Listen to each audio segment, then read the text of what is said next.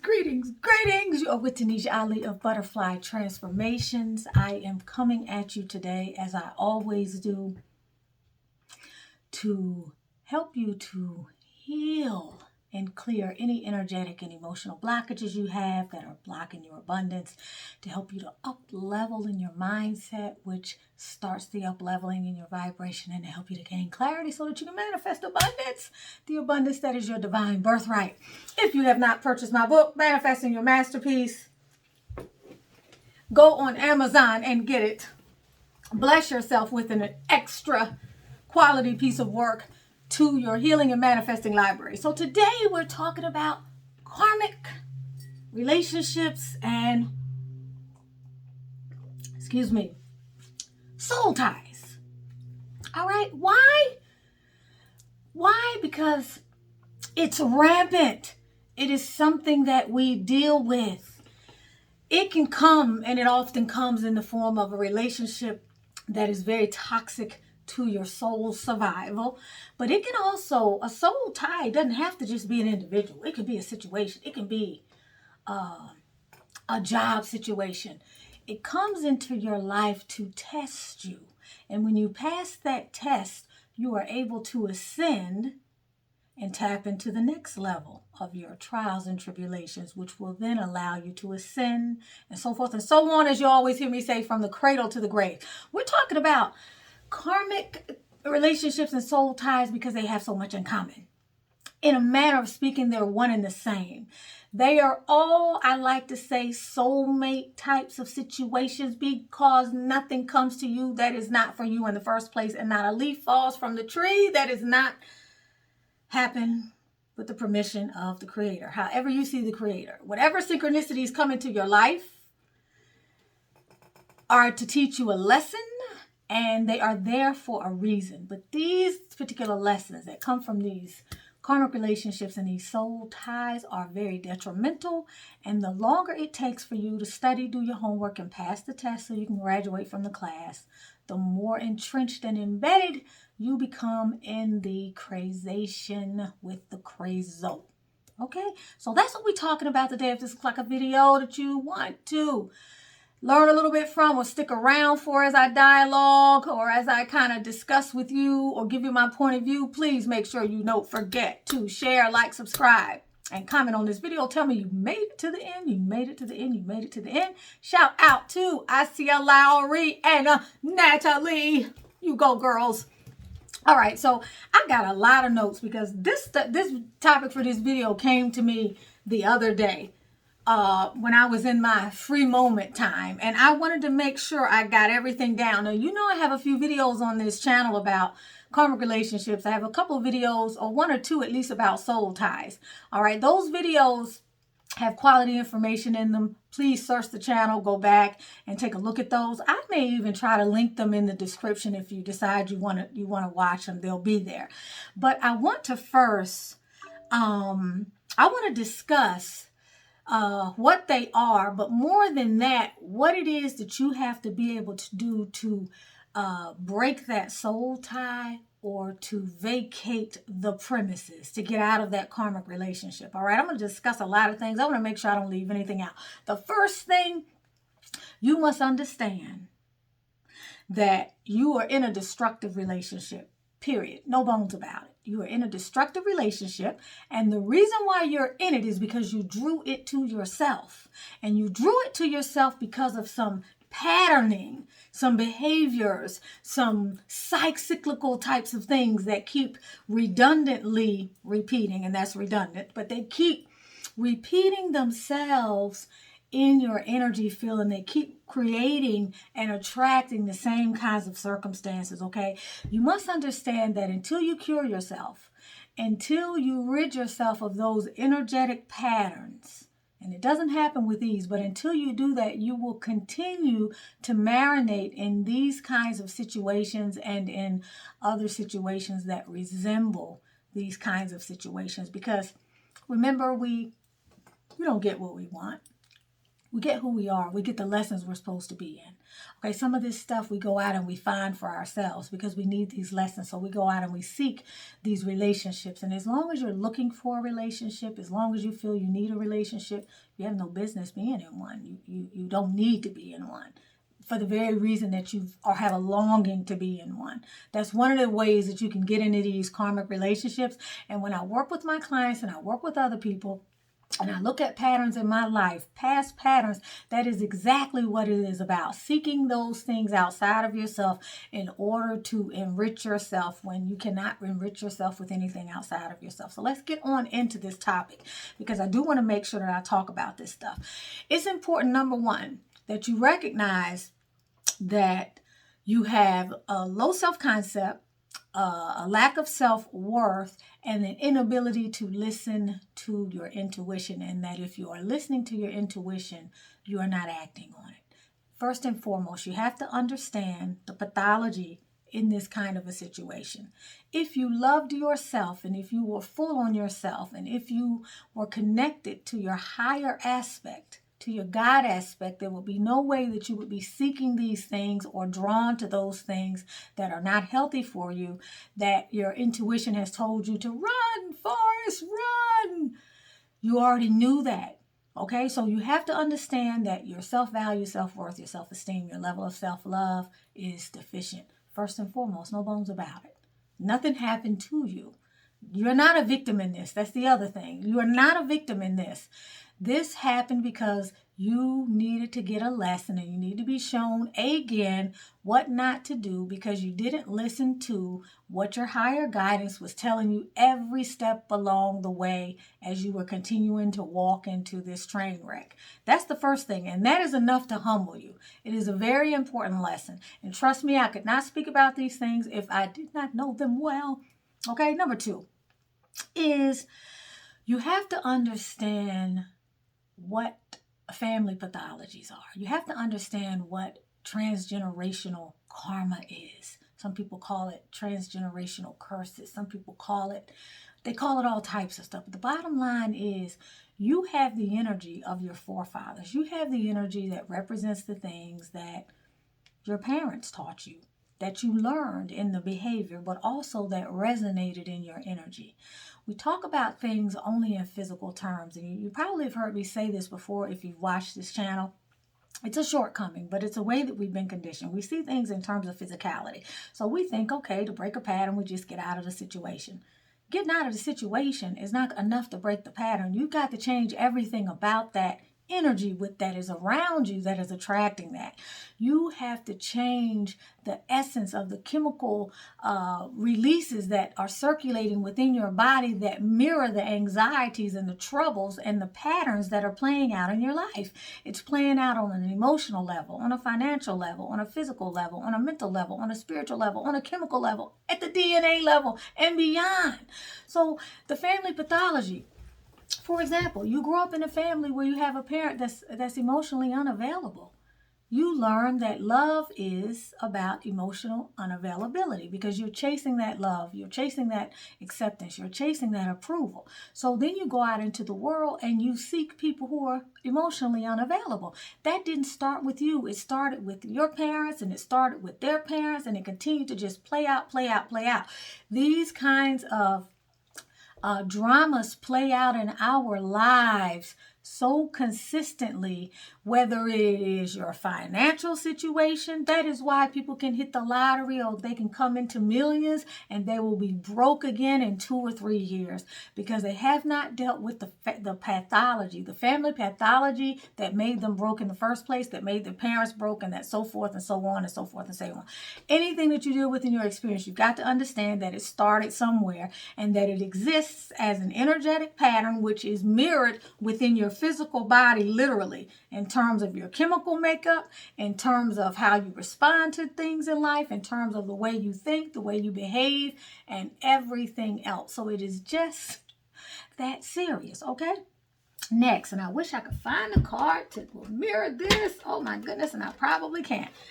I want to talk about addictions. Why? Because you have got to understand that soul tie, okay, or that karmic relationship is a byproduct or the result of an addiction that you have. And you have to see that relationship as an addiction. The devil energy. You know why? Because until you see it as an addiction, you're going to treat it in a passive way, and you're not going to realize the magnitude of the drama that you have drawn into your life, which means you won't, if you know you're fighting for your life and you have an addiction to crack cocaine, and you really get serious about trying to get off the drugs, or an addiction to gambling or whatever it is, you're not going to just treat it in a haphazard way. You're going to realize, I need to get some help. This thing is serious. I need to get all this junk out of my house. I need to stop talking to these people who are drawing me back into this situation. You're going to approach it very differently. You have to understand that this is an addiction. It is an addiction for you. You may be attracted to unhealthy relationships. You may be attracted to people who mistreat you. So that when the decent man, who's a good guy who always finishes last, is in your life, and he's doing everything to get your attention, or he's proven himself to you time and time again, you don't want him because maybe he don't have swag, because maybe what you idealized growing up, or how you were conditioned, which was to attract or to be attracted to toxic masculinity. So that is an addiction that you have that keeps you or obscures you from being able to see a quality, high value individual who may not come in the box with the wrapping or the wrapping paper and the little bows on top, that guy with the swag, with the sweet talking, with the nice car, who is living off of you. Okay, living off of your energy, living off of your money, living off of your bounty, what he may have. So you have to understand it's an addiction. Number one, it's your addiction, but it is also something that you have to treat very, very seriously. You can't sit down and wish away an addiction. They're very real things that you have to do in order to move beyond it. So that's another thing. That's number 3, right? Number 4, is that number 3 or number 4? Yeah, 1, 2, 3. Number 4 is that you have to understand that because it is in your energy, it is a pathology, and that it is going to be mirrored in every aspect of your being, and so you have to fight it as such, literally. It is a part of your dysfunctional thinking. It is a part of your behavioral habits. It is a part of something that is resonating at the very core of who you are, that you have inherited, but that you keep alive on a very daily basis. But that is what makes you susceptible to this. You've got to really digest that, because until you know the nature of what it is you're fighting, how are you going to fight it? How are you going to address this? This is literally spiritual warfare. So you have to understand how serious it is.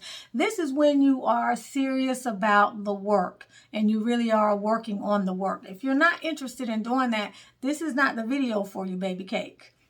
It's not. But if you're interested in doing that, you really got to see it just like this. You can pick out anything you want. The sins of the parents do revisit the child. Okay, and they continue to live, and you don't just get to check out of it. This is your trial when you came into the world. These are the things that your soul is going to be tested with. So you have to take up the torch and you have to go to battle. All right, number 6, I think, y'all. I think this is number 6. I can't keep count. 1, 2, 3, 4. Okay, number 5, okay? Number 5 is that you have to accept that you have to wage holy war and that it won't be easy. We kind of already said that. You got to accept that it's not going to be easy. It's going to take all of your resources. It's just like breaking up with someone in a relationship and thinking it's going to be easy and not preparing yourself. And then when they call you 3 days later, you pick up the phone when you know you don't really want to talk to them, or you pick up the phone because you're feeling soft on the inside. You're not really prepared to go through the fire. You're not prepared for the pain of withdrawal. Because remember, if it's an addiction, to withdraw from the addiction is going to be very uncomfortable. But you have to be willing to go through that so that you can get to the other side, right? Number 6, this is very critical. This is where a lot of people run afoul of what is in their best intentions, and that is realize that you already got your closure. Many people use the excuse of needing to get closure to go back into the lion's den and put their head back into the lion's mouth. You don't need closure. You already got closure. Guess where you got closure? Through all the crazation. That was your closure. But if you still feel like you need closure, where do you think closure comes from? Closure comes from you. Give yourself closure. It's over now. It's over. Okay, it's over. Give yourself closure. Don't go back seeking closure and expecting the person that jerked you around to be the one that's going to help you heal. It doesn't work that way. You have to cut it off. Queen of Swords, King of Swords, cut it off, all right? Number 6. So number 7, okay? Stop making excuses for why you can't kick this person to the curb. I can't let them go because I have to go to work and I have to see them every day. I can't let them go because that's my father's brother's son. I can't let them go because that's my baby's daddy. I can't let them go because whatever it is, stop making excuses for why you can't let them go. For every real problem, there's the perfect creative solution. All you have to do is open yourself up to your options. Number 8, this is very important, okay? Understand that you have a problem speaking up for yourself, that you have a problem saying no, and that you have a problem setting boundaries. Understand that and accept it. I have a problem saying no. I have a problem speaking up for myself. I have a problem setting and enforcing boundaries. All right? And you also don't know what true love feels like. Okay? Or you haven't opened up yourself to true love, meaning you could have had someone in your life that was demonstrating true love, but it didn't feel dramatic enough. It didn't feel crazation. They weren't a crazo. And so because that wasn't how you were raised about what love was, love didn't look like your parents fighting. Love didn't look like people calling each other names. Love didn't look like somebody not being emotionally available. Because you weren't raised in that situation, and that wasn't something that became a part of your essence, then how you define love and what feels like love to you is what feels familiar.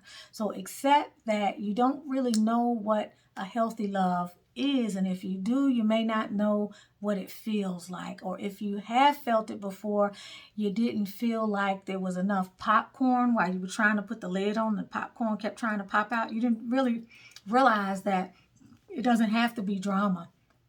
And because you didn't have that drama, or you didn't have that crazation, or you weren't dealing with that crazo, that somehow you didn't equate that with love. So you have to understand that. I think I may be on number 8. All right. It is important when you're breaking off a karmic relationship or a soul tie that you cut off all contact, even if you don't want to.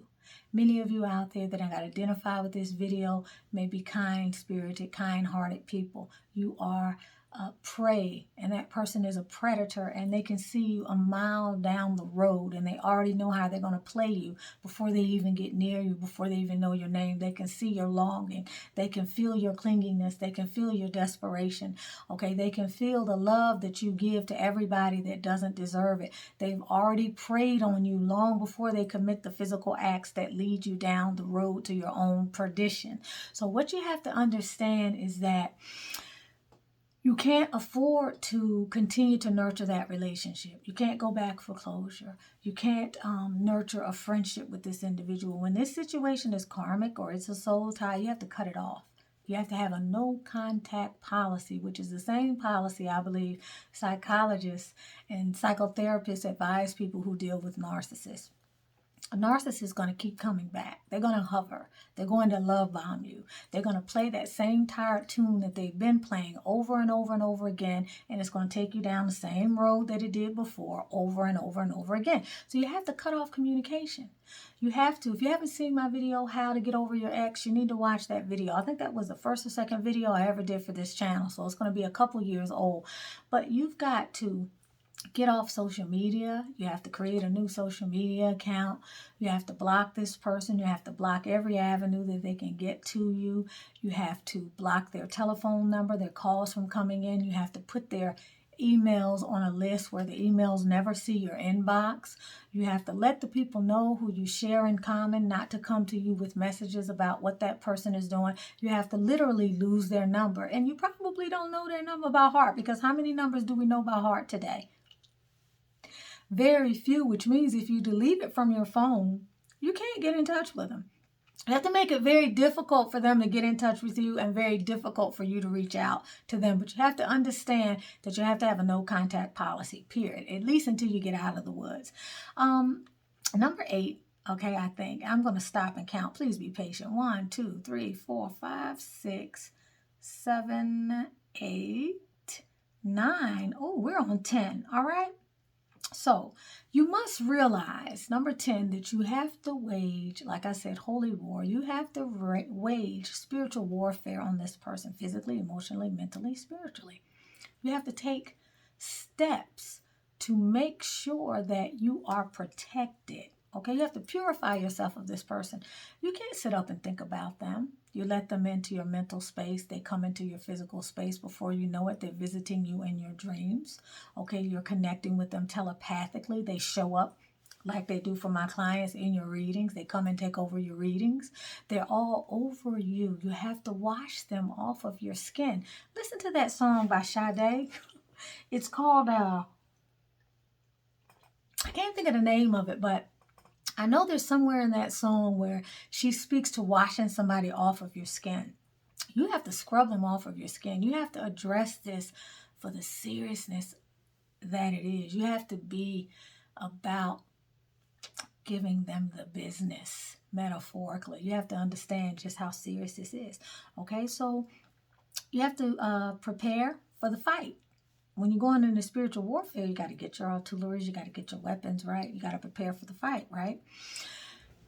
What does that mean? Well, it means from a physical level, usually these karmic relationships have a very strong sexual tension. There's a level of polarity that keeps you circling around this person, that keeps them in your energy.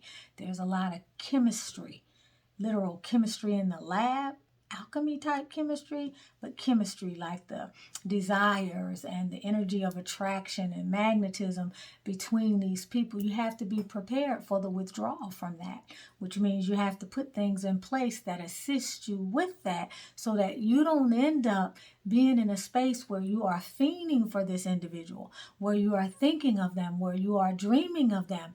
What does that mean? That means you got to find another pastime. You got to find something else to do. You have to withdraw the energy from there. Maybe you have to fast physically. Physical fasting elevates the consciousness. It raises the spiritual barometer and it suppresses the physical desires. So if you're having a problem controlling your sexual urges, fasting is a wonderful, wonderful, wonderful way. Prayer, coming into communion with spirit, is another way, because reading the good book, if you read the Quran, if you read the Bible, if you read the Torah, whatever spiritual books you read, if you're Hindi, if you have something else that you read that invigorates your consciousness and helps you feel connected and helps you be on a higher frequency, because you can't be down here and up here at the same time. Two things can't occupy the same space. If you're down here in a lustful place, you're not going to be thinking about God and prayer and doing good works.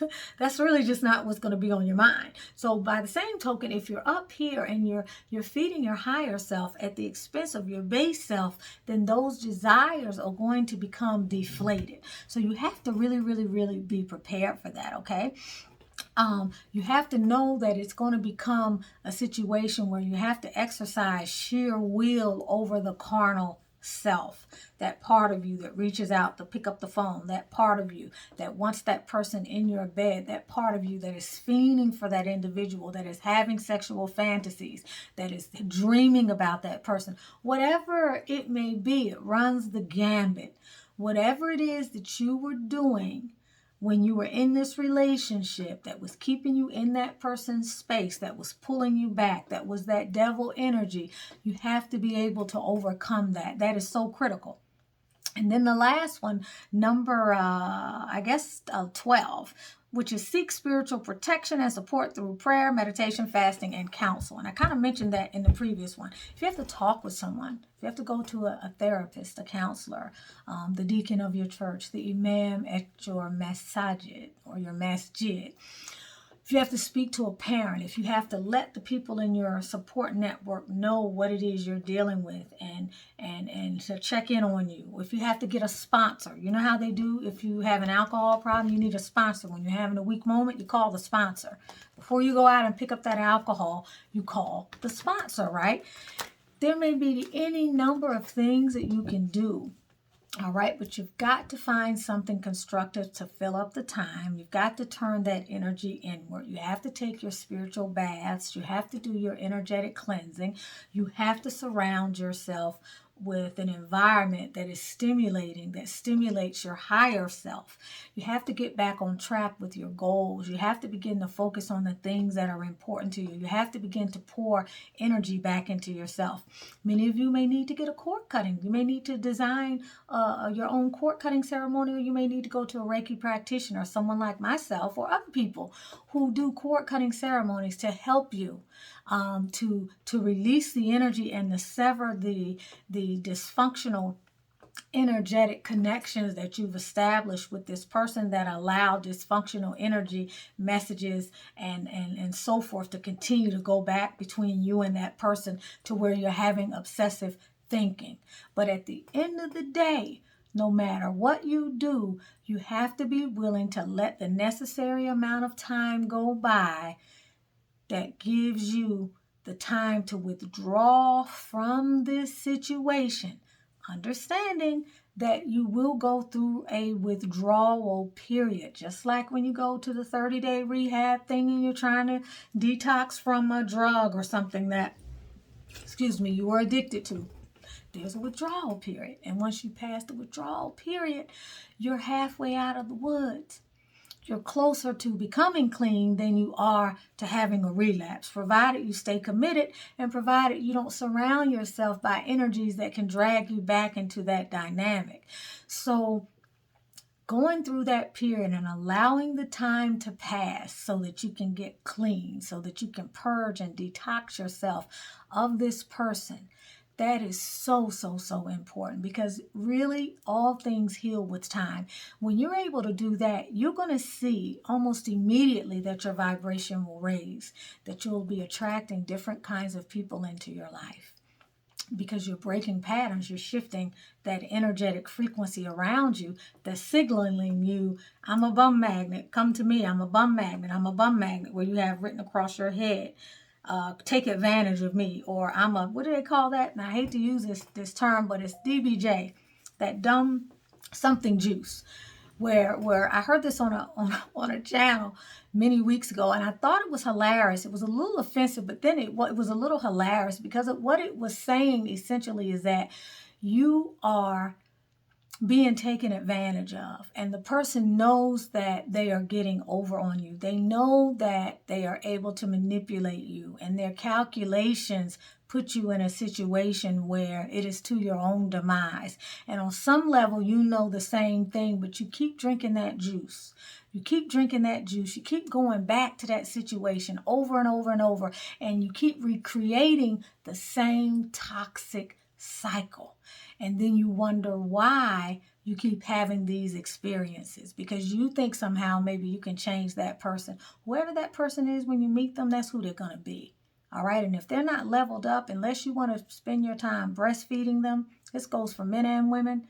It's not gender specific. Unless you want to spend your time breastfeeding them or continuing to play mommy to an adult child or being a therapist to somebody who's a mental case, then you have to vacate the premises. You have to leave the building. This person is not ready for the level of relationship or experience that you are seeking. And as long as you are with them, you are not ready for the level of experience and the quality of the relationship that you think you deserve, because you can't attract that into your life, because your energy is being mirrored by that type of person. That's the kind of person that you're attracted to. So that means that the other higher level, higher value individual who is best for you, the one that you really deserve, you can't attract that person. That person is not going to see you, because you resonate with the lower level, okay?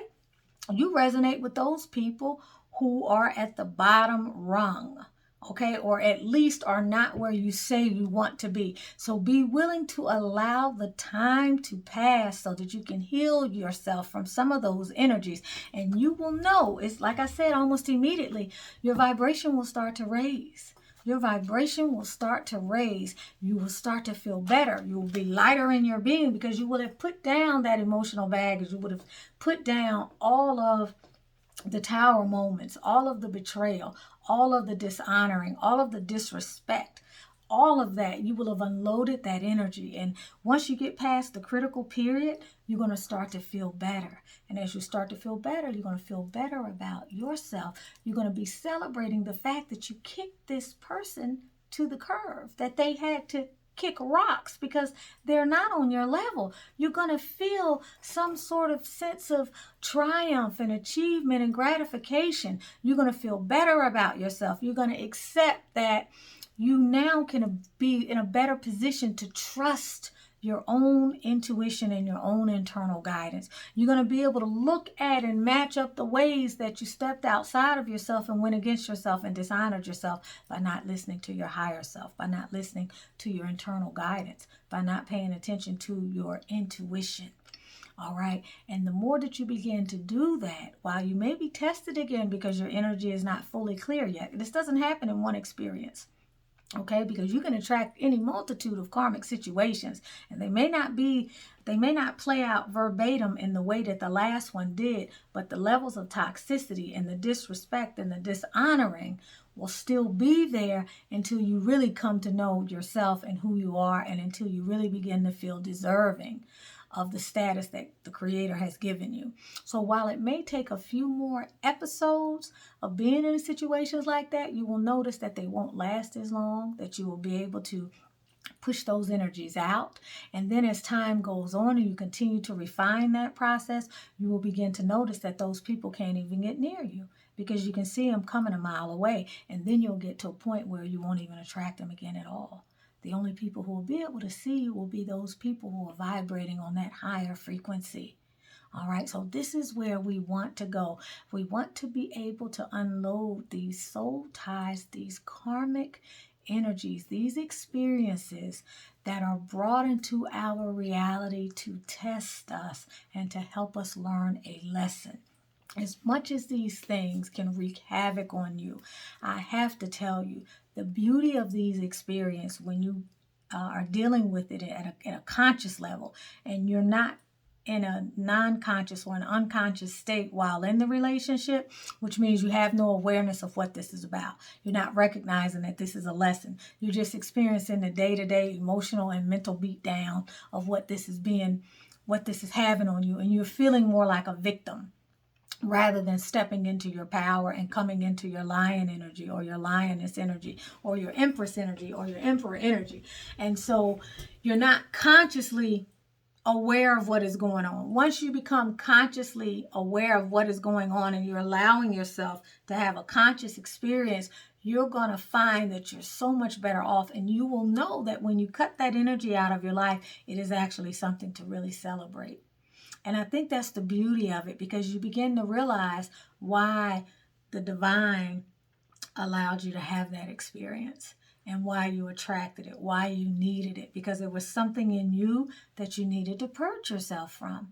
And this was the perfect person to bring you to your knees, or to show you yourself, or to help you learn the lesson, okay, that you needed to learn. And the wheel keeps turning, the wheel of fortune, and the law of rhythm continues on. All right. So whatever season of your life you are in, if you happen to be able to relate to what I'm saying, know that this too shall pass, but it will not pass until you do the work, and it will not pass until you slay those inner demons or that devil energy, the devil within, the devil without.